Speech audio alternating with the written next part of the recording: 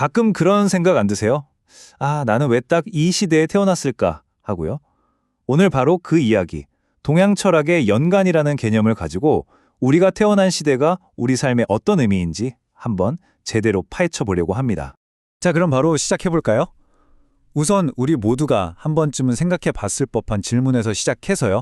아주 흥미로운 세 명의 서양 철학자, 베르구송, 니체, 들레즈는 이걸 어떻게 봤는지 살펴보고 마지막에 이 모든 걸 합쳐서 연간이 대체 뭔지 그 의미를 제대로 짚어보겠습니다.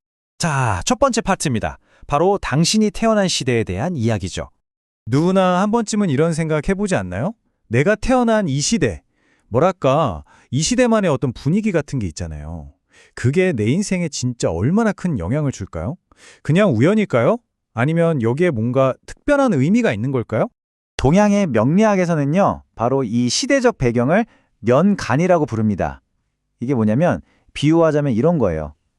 어떤 땅에서 자라느냐에 따라 식물이 달라지잖아요. 그것처럼 우리 삶의 어떤 외적인 환경, 그러니까 우리가 발 딛고 서 있는 바로 이 시대 그 자체를 상징하는 개념인 거죠. 자, 그렇다면 이 시대적 환경이라는 개념을 서양 철학자들은 과연 어떻게 봤을까요? 굉장히 흥미로운데요. 먼저 철학자 앙리 베르고송의 시선으로 한번 따라가 보겠습니다. 베르그송은요, 생명이란 건 그냥 존재하는 게 아니라 끊임없이 약동하는, 막 솟구치는 거대한 힘이라고 봤어요. 그리고 이 힘에 엘랑 비탈, 우리말로는 생의 약동이라는 멋진 이름을 붙였죠. 그러니까 그에게 연관은 뭐냐?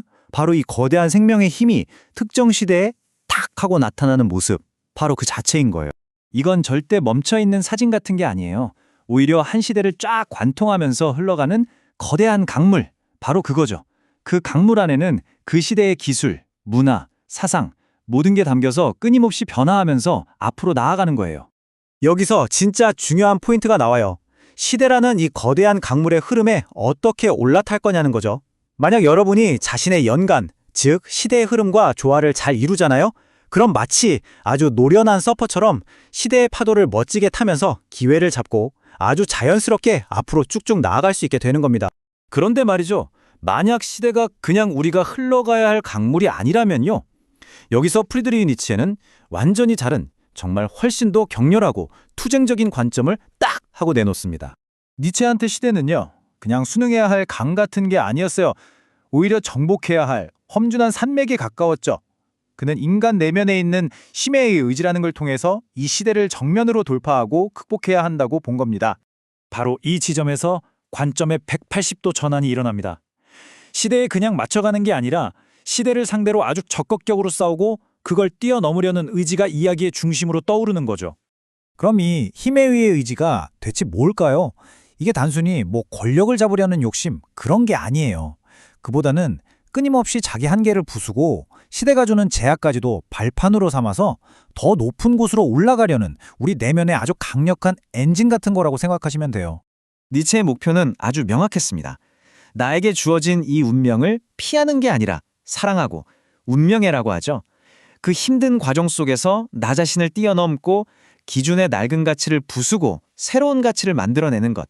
이게 바로 니체가 말한 위버맨시, 그러니까 모든 한계를 초월한 인간으로 나아가는 과정인 겁니다. 자, 시대가 흐르는 강도 아니고 넘어야 할 산도 아니라면 대체 뭘까요? 마지막으로 질들레즈가 등장해서 이 관계를 또 완전히 새롭게 정해야 합니다. 세 번째 관점이죠. 들레즈가 보는 시대는요. 정해진 길이 아니에요. 그는 시대를 리조에 비유했는데요. 이게 뭐냐면 혹시 생강불이 보셨어요? 어디가 시작이고 끝인지 위아래도 없이 사방으로 막 뻗어나가잖아요. 바로 그런 것처럼 중심 없이 모든 방향으로 무한하게 연결되는 네트워크를 의미해요. 이건 인터넷을 생각하면 정말 쉬워요. 어떤 웹사이트든 다른 곳으로 링크가 연결될 수 있잖아요. 중심 서버가 없어도 정보가 무한하게 연결되는 것처럼 이 리좀이라는 건 끝없이 새로운 길과 가능성이 만들어지는 상태를 말하는 겁니다. 이 관점에서 보면 여러분의 시대는 정답은 이거야 하고 하나를 제시하는 게 아니에요. 오히려 다양한 아이디어나 기술, 사람들을 연결할 수 있는 수많은 접속 포트, 그러니까 컨센트 같은 걸 제공하는 거죠. 우리는 이 접속점들을 통해서 기존의 경계를 확 허물어버리고 이전에는 상상도 못했던 새로운 조합을 만들어내면서 계속해서 다른 존재로 변신, 즉 생성할 수 있다는 겁니다.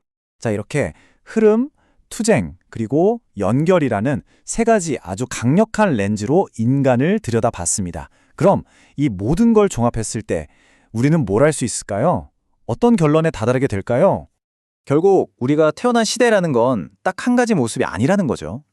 어떤 사람에겐 베르구송처럼 순응해야 할 거대한 흐름일 수 있고 또 어떤 사람에겐 니체처럼 극복해야 할 도전 과제일 수도 있어요.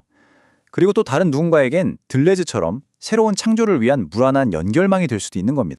결론적으로 연간, 즉 시대는요, 여러분의 삶이 펼쳐지는 하나의 거대한 무대라고 할 수 있습니다.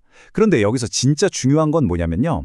그 무대 위에서 어떤 역할을 맡고 어떤 연기를 펼칠지는 결국 당신의 선택에 달려 있다는 거죠. 자, 이제 여러분 자신에게 한번 물어볼 시간입니다. 여러분의 삶에서 여러분이 살고 있는 이 시대는 그저 흘러가야 할 강물인가요? 아니면 온 힘을 다해 넘어야 할 높은 산인가요? 그것도 아니면 그 안에서 나만의 새로운 길을 만들어가는 거대한 네트워크인가요? 그 답은 다른 누구도 아닌 바로 여러분 안에 있습니다.